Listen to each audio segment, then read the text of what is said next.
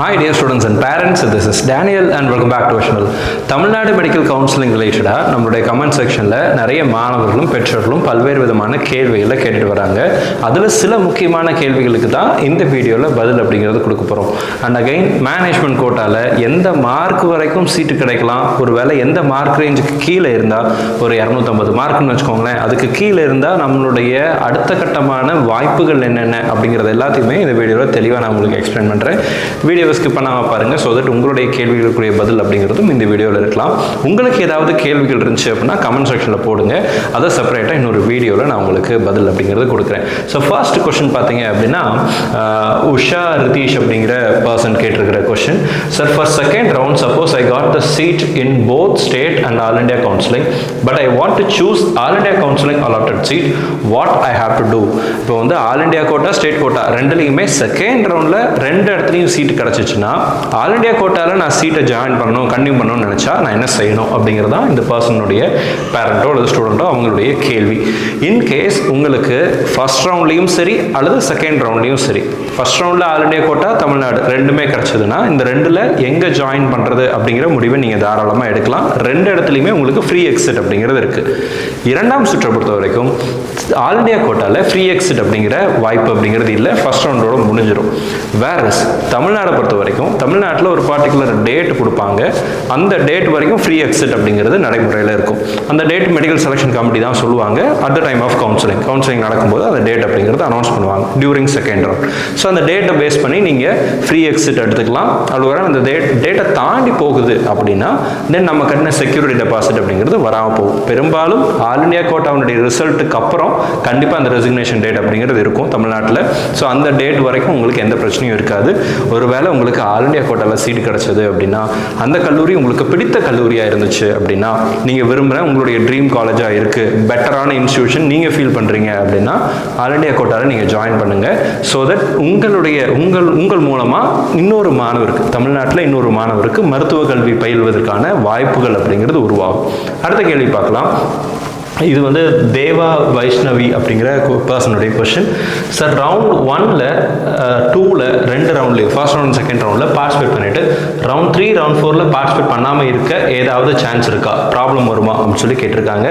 So இதே மாதிரி இது கூட ரிலேட் ஆகக்கூடிய இன்னொரு கொஸ்டினும் நான் இந்த இடத்துல சொல்லிடுறேன். ஸோ இதுக்கு வந்து பார்த்தீங்கன்னா, if I choice filling in first and second round then I have not allotted any college, first round second ரவுண்டில் சாய்ஸ் ஃபில்லிங் பண்ணி சீட்டே கிடைக்கல அப்படின்னா then I have not filled the choices for round 3 and mop up and stray around, will my security deposit amount will come back or not அப்படின்னு சொல்லி கேட்டிருக்காங்க. இப்போ first round second ரவுண்டில் பார்ட்டிசிபேட் பண்ணிட்டு தேர்ட் ரவுண்ட் ஃபோர்த் ரவுண்டில் choice filling பண்ணாமல் அல்லது கலந்து கொள்ளாமலே கவுன்சிலிங்லேயே கலந்து கொள்ளாமல் நான் ரிப்பீட் பண்ணுறேன் அல்லது வேறு ஏதாவது கோர்ஸ் போகிறேன், இந்த மாதிரி டிசிஷன் எடுத்த மாணவர்களாக இருந்தால் இந்த ஆப்ஷன் போகலாம். இப்படி போகக்கூடிய மாணவர்களுக்கு அவங்க கட்டின செக்யூரிட்டி டெபாசிட் திரும்பி வந்துடும், ரீஃபண்ட் ஆகிடும். எவ்வளோ நாள் ரீஃபண்ட் ஆகிறதுக்கு எடுத்துக்குவாங்க அப்படின்னா என்டையர் கவுன்சிலிங் ப்ராசஸ் முடியணும், ஃபர்ஸ்ட் ரவுண்ட்லேருந்து ஃபோர்த் ரவுண்ட் வரைக்கும் முடியணும். ஃபோர்த் ரவுண்ட் முடிஞ்சதுக்கு அப்புறம் தான் உங்களுக்கு ரீஃபண்ட் ப்ராசஸை பற்றி இனிஷியேட் பண்ணுவாங்க. ஸோ இது உதாரணத்துக்கு ஒரு 3 அல்லது 4 மாதங்கள் ஆகலாம். ஓகேங்களா, 3 அல்லது 4 மாதங்கள் ஆகலாம் கவுன்சிலிங் ஆரம்பித்ததுலேருந்து. ஏன்னா கவுன்சிலிங்கே 2 மாதம் கிட்ட போகும் இல்லைங்களா. ஸோ அப்போ கவுன்சிலிங் முடிஞ்சதுக்கப்புறம் அவங்க வந்து கொஞ்சம் டைம் எடுத்துகிட்டு தான் ரீஃபண்ட் அப்படிங்கிறது பண்ணுவாங்க. ஸோ போன வருஷம் டிசம்பர் ஜான்வரி வரைக்குமே ரீஃபண்ட் அப்படிங்கிறது அப்போ தான் ஸ்டார்ட் பண்ணாங்க. டிசம்பரில் ஜான்வரியில் தான் நமக்கு ரீஃபண்ட் அப்படிங்கிறது லாஸ்ட் இயரில் ஸ்டார்ட் பண்ணாங்க. இந்த வருஷம் கவுன்சிலிங் முன்னாடியே ஆரம்பிச்சிருச்சு அப்படின்னா டிசம்பருக்கு முன்னாடியே நமக்கு ரீஃபண்ட் ப்ராசஸ் அப்படிங்கிறதும் வந்துடும். சரிங்களா. ஸோ அடுத்த கொஸ்டின் பார்த்தலாம். இந்த இதில் 156 marks management quota in Tamil Nadu private college கிடைக்குமா அப்படின்னு சொல்லி கேள்வி கேட்டிருக்காங்க. இது ஒரு பர்சன் மட்டும் இல்லை, நிறைய பேர் இதே மாதிரியான கேள்வியை கேட்டிருக்கிறாங்க.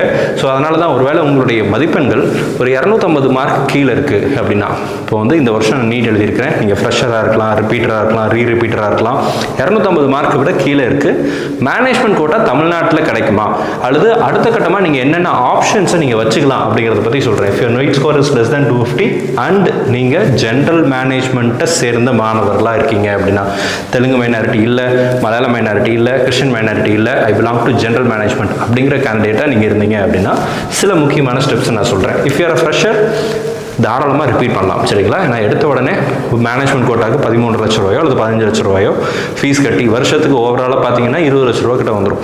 அப்போ ஒரு வருஷத்துக்கு 20 லட்ச ரூபா, 5 வருஷத்துக்கு 1 கோடி ரூபா செலவு பண்ணி படிக்கணுமா அப்படின்னா இன்னும் ஒரு வருஷம் ஸ்பெண்ட் பண்ணி ரிப்பீட் பண்ணி பார்த்துட்டு அதில் நல்ல மதிப்பெண்களை ஹார்ட் ஒர்க் பண்ணி நல்ல மதிப்பெண்களை எடுத்துட்டு கவர்மெண்ட் மெடிக்கல் காலேஜில் சேர்றது தான் ப்ராக்டிஸ். இதுதான் நிறைய மாணவர்கள் பின்பற்றிட்டு வராங்க. ஸோ இதை நீங்கள் நல்லா யோசிச்சு டிசைட் பண்ணுங்கள். ரிப்பீட்டர்ஸ் அப்படிங்கிற ப்ராசஸ்க்கு நீங்கள் போகலாம். அடுத்த கட்டமாக நீங்கள் Tamil Nadu management quota as well as all India quota you should apply for both Tamil Nadu management quota as well as all India கோட்டாவில் டீம்டு யூனிவர்சிட்டிஸ்க்கும் நீங்கள் டெஃபினட்டாக ட்ரை பண்ணணும். எதனால் சொல்கிறேன் அப்படின்னா நம்பர் ஆஃப் ஸ்டூடெண்ட்ஸ் அப்படிங்கிறது வந்து உங்களுக்கு லெஸ் தேன் 400 கீழே பார்த்தீங்கன்னா நிறைய பேர் இருக்கிறாங்க. ஸோ அப்போ அத்தனை மாணவர்களும் மேனேஜ்மெண்ட் கோட்டாவை தான் டார்கெட் பண்ணுவாங்க. அப்போ டார்கெட் பண்ணும்போது தமிழ்நாட்டில் மேனேஜ்மெண்ட் கோட்டாவுடைய மார்க் எவ்வளோ இருக்கும் அப்படின்னா கவர்மெண்ட் கோட்டா எங்கே முடிய போகுது, அதுக்கப்புறம் எவ்வளோ மாணவர்கள் வராங்க அப்படிங்கிறத பொறுத்து தான் மேனேஜ்மெண்ட் கோட்டாவுடைய கட் ஆஃப் மார்க்.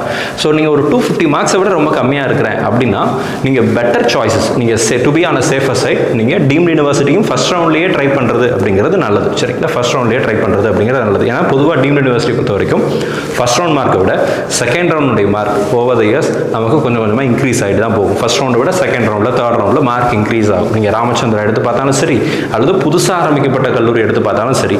இது ஏன் அப்படின்னா ஃபர்ஸ்ட் ரவுண்ட் தமிழ்நாடு மேனேஜ்மெண்ட் கோட்டாவில் சீட்டு கிடைக்காதவங்க எல்லாருமே நமக்கு all India quota deemed university தான் டார்கெட் பண்ணுவாங்க. ஸோ அதனால் நீங்கள் மார்க் கம்மியாக வச்சுருக்கீங்க அப்படின்னா ஃபர்ஸ்ட் ரவுண்ட்லேயே டீம்டு யூனிவர்சிட்டியில் பார்ட்டிசிபேட் பண்ணுறது அப்படிங்கிறது உத்தமம், நல்லது. அடுத்ததாக if you are interested you can plan for other state management quota. இப்போ தமிழ்நாடு மாதிரியே சென்டாக் இருக்குது, கேரளாவில் கீம் இருக்குது, கர்நாடகாவில் கேஏ இருக்குது, ஆந்திரா, தெலுங்கானா இந்த மாதிரி ஒவ்வொரு மாநிலங்கள்லையும் நமக்கு கவுன்சிலிங் ப்ராசஸ் அப்படிங்கிறது நடக்கும். ஸோ அங்கே மேனேஜ்மெண்ட் கோட்டாக்கு நீங்கள் ட்ரை பண்ணலாம். சரிங்களா? ஆனால் இதில் இந்த மேனேஜ்மெண்ட் கோட்டா அதர் ஸ்டேட்டில் போகும்போது ஃபினான்ஷியல் ஆஸ்பெக்ட்டுங்கிறது ரொம்ப ரொம்ப முக்கியம். ஏன்னா உங்களுக்கு ஒருவேளை 2-3 ஸ்டேட்டில் சீட்டு கிடச்சிது அப்படின்னா தென் எல்லா இடத்துலையும் நீங்கள் செக்யூரிட்டி டெபாசிட் கட்டியிருப்பீங்க. ஃபர்ஸ்ட் ரவுண்ட் மட்டும்தான் ஆல்மோஸ்ட் எல்லா ஸ்டேட்லையும் ஃப்ரீ எக்ஸிட்டாக இருக்குது.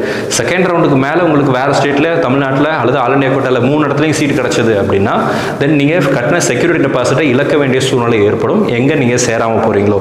அதனால் நல்லா யோசிச்சு அதர் ஸ்டேட் மேனேஜ்மெண்ட் கோட்டா போடலாமா வேணாமா அப்படிங்கிறத யோசிச்சுக்கோங்க. ஏன்னா ரொம்ப காம்ப்ளிகேட்டடாக இருக்கும். பிகாஸ் எல்லாமே ஒரே டைமில் நடக்கும். தமிழ்நாடு நடந்துட்டு இருக்கும்போதே தான் கர்நாடகா நடக்கும், கர்நாடகா நடந்துட்டு இருக்கும்போதே தான் கேரளா, அப்போ தான் சென்டாக், எல்லாம் ஒரே டைமில் தான் நடக்கும், ஒரே டைமில் ரிசல்ட் வரும். ஸோ தேவையில்லாத நிறைய ப்ரெஷர் அப்படிங்கிறது மாணவர்களுக்கு வரும். ஸோ அப்போ நல்லா யோசிச்சு ஃபஸ்ட்டே நல்லா யோசிச்சு நீங்கள் டிசைட் பண்ணுறது அப்படிங்கிறது நல்லது. ஸோ சும்மா அப்ளை பண்ணுறேன்னு சொல்லி எல்லா இடத்துலையும் அப்ளை பண்ணாமல் செலக்டிவாக நீங்கள் அப்ளை பண்ணீங்க அப்படின்னா நல்லாயிருக்கும். சரிங்களா? ஒருவேளை நீங்கள் அப்ராட் போகிறத பற்றி யோசிச்சிங்க அப்படின்னா அதை பற்றியும் நீங்கள் யோசிக்கலாம். இப்போ பொதுவாக இந்த டீம்டு யூனிவர்சிட்டிஸை பொறுத்த வரைக்கும் ஒவ்வொரு வருஷமுமே சில கல்லூரிகளில் ஃபீஸுங்கிறது ஆவரேஜாக ஃபீஸ் எவ்வளோ இருக்குன்னு பார்த்தீங்க அப்படின்னா 25 lakhsலேருந்து 30 lakhs வரைக்கும் கூட போகுது. சில கல்லூரிகள் மட்டும்தான் போன வருஷத்தில் 20 lakhs, 21 lakhs, 22 lakhs அப்படிங்கிற பட்ஜெட்டில் இருந்துச்சு. ஸோ இது வந்து சில கல்லூரிகள் வருஷம் வருஷம் என்ன பண்ணுவாங்கன்னா கொஞ்சம் ஃபீஸை கம்மி பண்ணியும் கொடுப்பாங்க. ஒருவேளை லோவஸ்ட் ஃபீஸில் டீம்டு யூனிவர்சிட்டியில் நீங்கள் சேரணும்னு ஆசைப்படுறீங்க, என்னுடைய மார்க்கும் ஒரு 250 மார்க் விட கம்மியாக இருக்குது அப்படின்னு நீங்கள் யோசிச்சிங்க அப்படின்னா இந்த வீடியோட டிஸ்கிரிப்ஷன் கீழே கூகுள் ஃபார்ம் ஒன்று கொடுத்துருக்கிறேன்.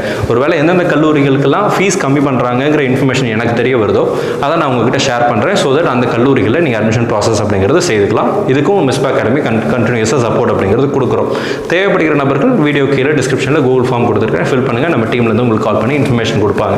அண்ட் அப்ராட் யூனிவர்சிட்டிஸ் எல்லா கண்ட்ரிக்கும் போய் படிக்க முடியாது, அதையும் நல்லா யோசிச்சு வச்சுக்கணும். நீங்கள் போகக்கூடிய கண்ட்ரீஸில் என்எம்சி ரெகுலேஷன்ஸ் ஃபுல்ஃபில் பண்ணுறாங்களா, அங்கே வந்து இங்கிலீஷில் தான் டீச்சிங் இருக்கா, அங்கே வந்து வேறு லாங்குவேஜெல்லாம் நீங்கள் படிக்கணுமா, இந்த மாதிரி நிறைய விஷயங்களை கன்சிடர் பண்ண வேண்டிய அவசியம் அப்படிங்கிறது இருக்குது. அட் த சேம் டைம் அங்கே படித்து முடிச்சுட்டு இந்தியாவில் வந்து ப்ராக்டிஸ் பண்ண முடியுமா அப்படிங்கிறதையும் நம்ம மனசில் வச்சாக வேண்டிய அவசியம் அப்படிங்கிறது இருக்குது. ஸோ அப்போ நல்ல கண்ட்ரீஸை சூஸ் பண்ணணும். எந்தெந்த கண்ட்ரீஸ்லாம் என்எம்சி ரெகுலேஷனுக்கு கீழே ஃபுல்ஃபில் பண்ணுறாங்க அப்படிங்கிறதையும் தெரிஞ்சுக்கணும்னா அதுக்கும் கீழே டிஸ்கிரிப்ஷனில் கூகுள் ஃபார்ம் கொடுத்துருக்கிறேன், அந்த ஃபார்மில் ஃபில் பண்ணுங்கள். நம்ம டீம்லேருந்து உங்களுக்கு எந்தெந்த கண்ட்ரீஸில் நீங்கள் போய் படித்தா உங்களுக்கு வந்து ஆப்பர்ச்சுனிட்டிஸ் நல்லாயிருக்கும், இந்தியாவில் வந்து நீங்கள் பிஜி பண்ணுறதா இருந்தாலோ அல்லது மெடிசன் ப்ராக்டிஸ் பண்ணுறதா இருந்தாலோ பிரச்சனைகள் இல்லாமல் இருக்கும் அப்படிங்கிற மாதிரியான கண்ட்ரீஸை யூனிவர்சிட்டிஸை ரெக்கமெண்ட் பண்ணுறோம். நீங்கள் அதன் மூலமாக அட்மிஷன் ப்ராசஸ் அப்படிங்கிறது செய்யலாம். ஸோ இதுதான் உங்களுக்கு இருக்கக்கூடிய opportunity if you R a fresher தாராளமாக ரிப்பீட் பண்ணுங்கள். மிஸ்பா அகாடமிலேயே ரிப்பீட்டர்ஸ் பேட்ச்னுடைய அட்மிஷன்ஸ் போயிட்டு இருக்கு. இஃப் யூ ஆர் இன்ட்ரெஸ்டட் ஸ்க்ரீனில் பார்க்குற நம்பருக்கு நீங்கள் கால் பண்ணுங்கள். We have hostel facilities for girls and boys. In கேம்பஸில் கேர்ள்ஸ்க்கும் வெளியே செப்பரேட்டாக பாய்ஸ்க்கும் அரேஞ்ச் பண்ணியிருக்கிறோம். ஒருவேளை நான் வந்து இந்த வருஷம் மார்க் கம்மியாயிடுச்சு, பட் அடுத்த வருஷம் டெஃபினட்டாக நான் வந்து கவர்மெண்ட் காலேஜஸ் தான் எய்ம் பண்ணுறேன் அப்படின்னு நினைக்கக்கூடிய மாணவர்களாக நீங்கள் இருந்தீங்க அப்படின்னா தாராளமாக மிஸ்பா அகாடமியில் நீங்கள் ஜாயின் பண்ணலாம். இதுக்கு டெய்லி டெஸ்ட் வச்சுருக்கிறோம், வீக்லி டெஸ்ட்டு, மந்த்லி டெஸ்ட்டுன்னு சொல்லி நிறைய டெஸ்ட் அப்படிங்கிறது எழுத போகிறீங்க. மார்க் டெஸ்ட் மட்டுமே கிட்டத்தட்ட உங்களுக்கு ஒரு 300+ மார்க் டெஸ்ட் அப்படிங்கிறது எழுதுவீங்க. எல்லா டெஸ்ட்டுக்குரிய எரர் எவாலுவேஷனும் பண்ண போகிறோம். டெஃபினட்டாக நீங்கள் இந்த வருஷம் வாங்கின மார்க்கை விட அடுத்த வருஷம் மார்க் இன்க்ரீஸ் பண்ணுறதுக்கு நம்மளால் எல்லா முயற்சிகளையும் மிஸ்பா அகாடமி எடுக்கிறதுக்கு தயாராக இருக்கிறோம். நீங்கள் தயாராக இருந்தீங்க அப்படின்னா தாராளமாக ஜாயின் பண்ணலாம். இந்த வீடியோ உங்களுக்கு யூஸ்ஃபுல்லாக இருந்திருக்கும்னு நினைக்கிறேன். யூஸ்ஃபுல்லாக இருந்துச்சு அப்படின்னா மறக்காம வீடியோ லைக் பண்ணிடுங்க. இது தவிர உங்களுக்கு ஏதாவது கேள்விகளோ சந்தேகங்களோ வேறு ஏதாவது கவுன்சிலிங் ப்ராசஸில் வேறு ஏதாவது சந்தேகங்கள் இருந்துச்சு அப்படின்னா கீழே கமெண்ட் செக்ஷனில் போடுங்க. அடுத்தடுத்த வீடியோவில் அதற்குரிய பதிலையும் பார்க்கலாம். All the very best. Thank you so much. நம்ம சேனலில் பார்க்கக்கூடிய மாணவர்கள் மற்றும் பெற்றோர்களுக்கு அவங்க விரும்பின மருத்துவக் கல்லூரிகளில் மருத்துவ படிப்புகள் கிடைக்கணும்னு சொல்லி உங்களுக்கு நான் ப்ரே பண்ணிக்கிறேன். All the very best and thank you so much.